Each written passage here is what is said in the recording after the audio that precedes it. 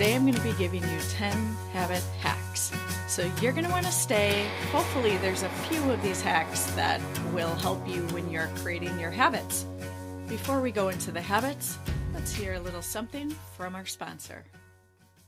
Are you constantly on the go, but still want to expand your knowledge and stay ahead of the game? Look no further than Blinkist. With over 4,500 best-selling nonfiction titles condensed into 15-minute reads or listen, Blinkist gives you the key insights you need from top books in various genres. Whether you're interested in personal development, science, history, or entrepreneurship, dive into the wisdom of the world's most influential authors and thinkers, all at the convenience of your fingertips. Try Blinkist today and unlock a world of knowledge in just a few minutes a day. Expand your mind, stay informed, and make the most of every moment with Blinkist.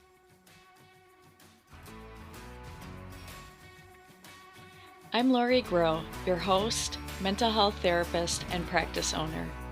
Each month, we showcase a central theme and provide weekly practical hacks, inspiring interviews, and valuable advice from wellness professionals. Our aim is to help streamline your wellness and mental health journey. All right, let's get started. I hope you enjoy the show.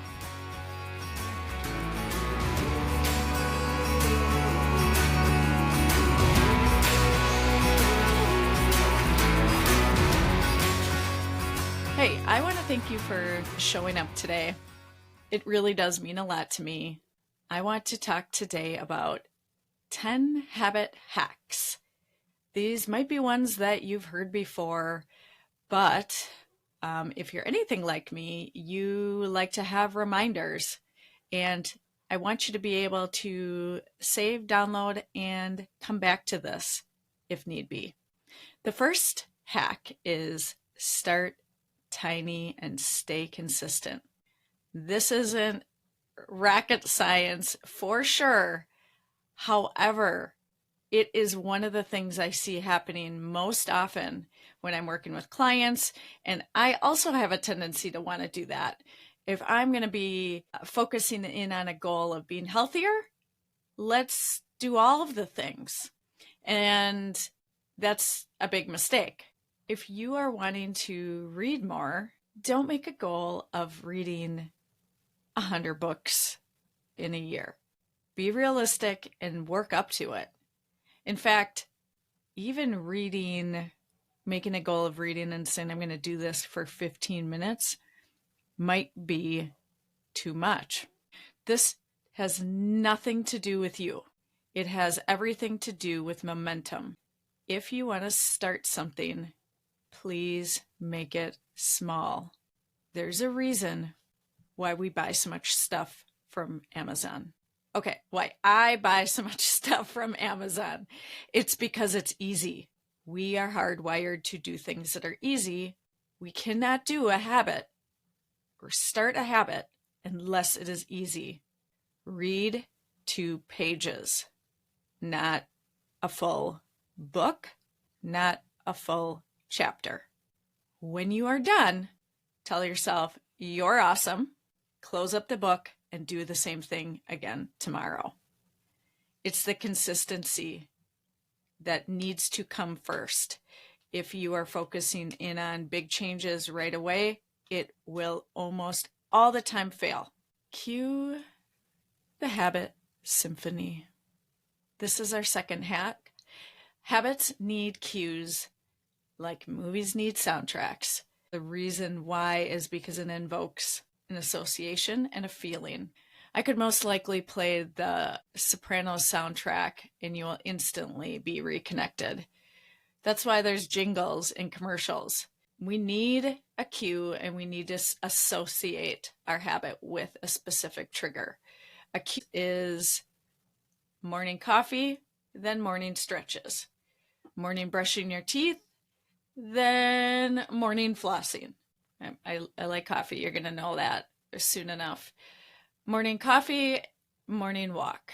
Your habits will start to get into the rhythm of the routine. Think of it as something that we want to have a mind of its own.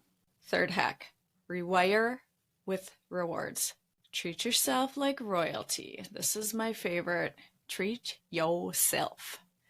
When you conquer a habit, reward yourself. It doesn't have to be this huge thing or even an actual item. It doesn't even have to be any of those things. It just has to be some sort of signal, a little spike of dopamine. Mel Robbins talks about that high five habit, right? Of high-fiving herself. The reason why that can work really well is because you're giving yourself that dopamine. I talk about this in another podcast in more detail, but remember that you always need a reward. Hack 4, the power of rituals. Turn the mundane task into a ritual. Going back to the consistency piece, our goal with a habit is, again, not to think about it, that it just happens automatically. And one way to have that happen is by, when I do this, then I do that. When I do this, then I do that. You don't have to think. Hack 5, buddy system. This isn't, again, not rocket science. I understand that. You've probably heard this before. But if you are, especially if you are struggling to make a habit or continue with a habit, find a friend. Pair up.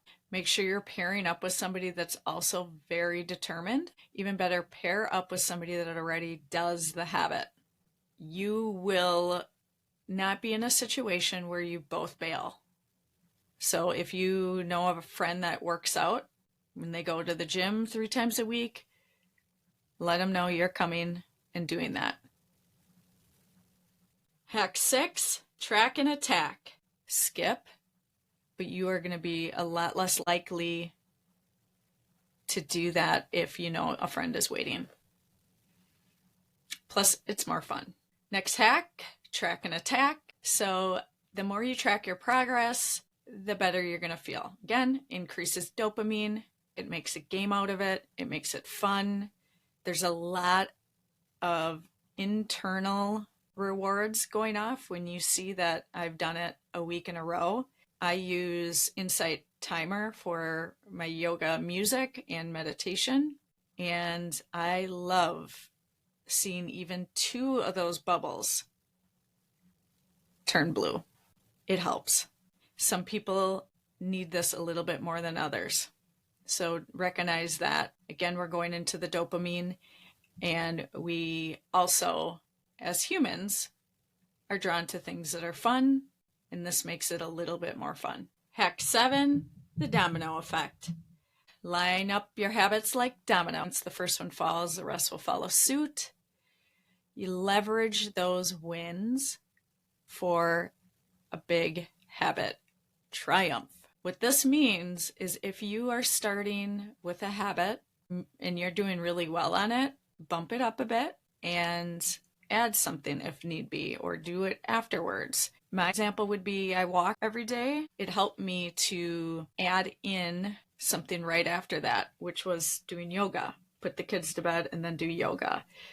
So it made it so that it felt like a whole situation of self-care. Hack 8, hack your environment. Crucial. Create a tap for your habits. You want to read more? Put more books where you can get them. Seeking a workout routine? Lay out your gym clothes. Your environment should be the stage where habits take the spotlight. We're not constantly going to be feeling motivated. We talk about that in a different podcast, but our environment should make it easier. Whatever you can do to set yourself up will be really helpful. So an example that I use would be I have my iPad that I write in, my to-do list, and I keep it by my massage chair. Yes, I own a massage chair. Best purchase ever. But I put it there and I do my to-do list every day. I might miss one here and there, but because it's right where it needs to be and I don't have to do anything to get there and I get a nice reward by being in the massage chair, it's a win-win-win-win. The other thing that it's doing is a pairing technique where the power of rituals. So make your habit a daily ritual, with the massage chair and doing a to-do list. It brings in the good with something that might not be so fun. Next hack, time blocking tactic. I want you to divide and conquer your day. Use time blocks for specific habits. This helps because number one, if it's not in your calendar, you're not going to do it. It's unlikely. It's a good reminder. If you are needing to do a bigger task, blocking that off and letting people know about it, it allows for that ability for that to happen. Hack 10, celebrate failure. I don't know if I've ever done that, celebrate failure. No, I have. Reason being is this comes up with anyone that's, if anyone that's been struggling with stopping a bad habit. This one is particularly important because for instance, if you quit coffee and you are thinking, yeah, I need a little break, need a little reset, and I'm going to stop. And one of the days you didn't sleep well, kiddos were in bed with you, maybe somebody's sick, whatever, and then you have coffee the next day.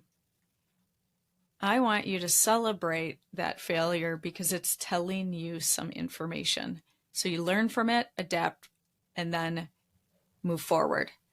So you can't stop a scenario where people are sick and waking you up. But you can say, all right, that was rough. So is there something I can replace that with if I'm struggling? So maybe it's like a green tea that you have for those days. It's not totally getting rid of the caffeine, but less than, and research shows it's healthier, right? But think about it that way. And one of my favorite things is to remember that most people have to fail a lot to figure out what works. And even Thomas Edison had to flick the switch 1,000 times before the light turned on.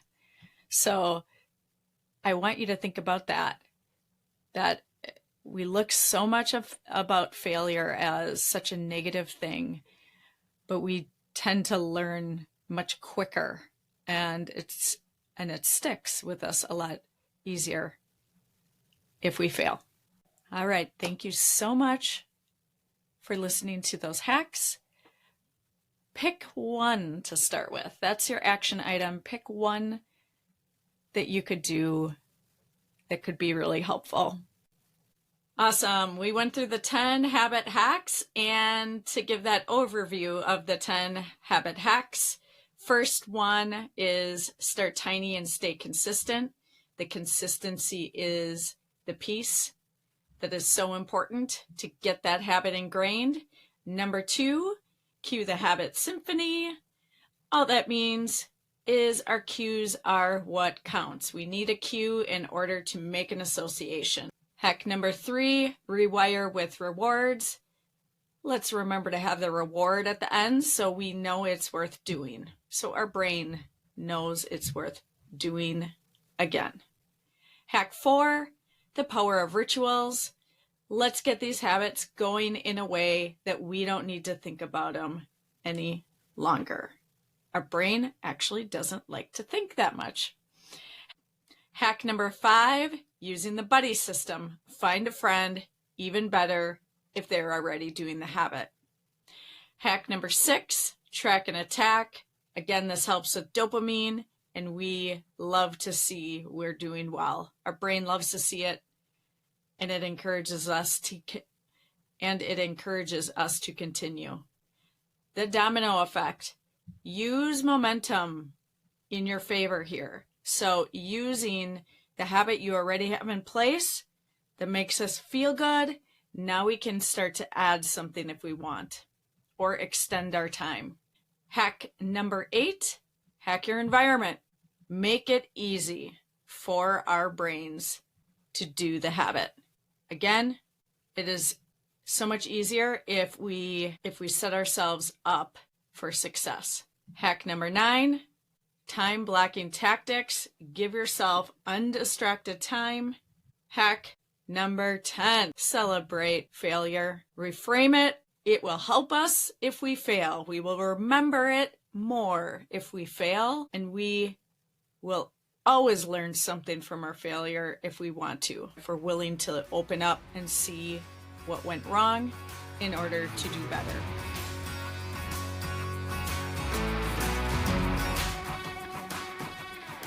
Thank you for joining us today on the Wisconsin Wellness Podcast.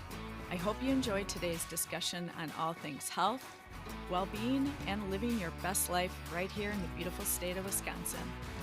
Remember, your well-being is a priority, and we're here to support you every step of the way. If you enjoyed today's episode, don't forget to rate and subscribe to our podcast for more inspiring content on health and wellness. Take care of yourself, and remember that your well-being is a journey, not a destination. We look forward to you joining us again next time on the Wisconsin Wellness Podcast. Until then, stay well and stay inspired.